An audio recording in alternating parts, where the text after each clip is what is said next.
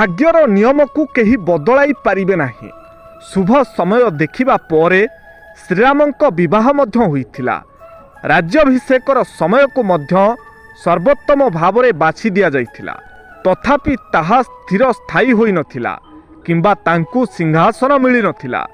जेतेबेले ऋषि वशिष्ठंकु एहार कारण पचरा गला, से केवल कहिले सर्जनकर्ता जहा लिखिछंती ताहा घटिबो। ना रामंक जीवन परिवर्तन होई परिबो ना कृष्णंक। तेबे आमे एवं तुमे कौन? मुखाग्नि काहींकी दिया जाए? आमे जेउ मातृ गर्भरु आसीथिले संसार को, माँ गर्भरे भगवान को दर्शन करथिले और शपथ करी कहिथिले, मातृ गर्भरे बहुत कष्ट हेउछि प्रभु, मते उद्धार कर। जन्म हेला परे तुम नाम गाइबी। सत्य करी चली आसिले किंतु गाइले नाही। माया संसार भितरे पड़ीगले।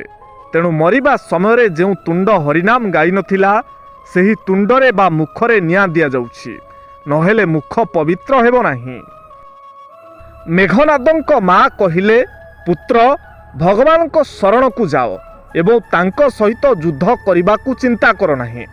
मेघनाद एक सुंदर उत्तर देले, निज पितांक पई सबुकिछि छाड़िबा मु भगवान श्रीरामंक ठारू शिखिछि।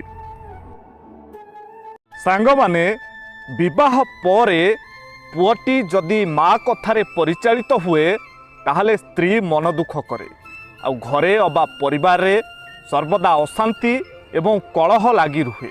आ जदि स्त्री कथारे परिचालित हुए ताहले माँ मन दुख करे आउ ए दुनिया कुहे पुअटी माइप बोलिया होईगला।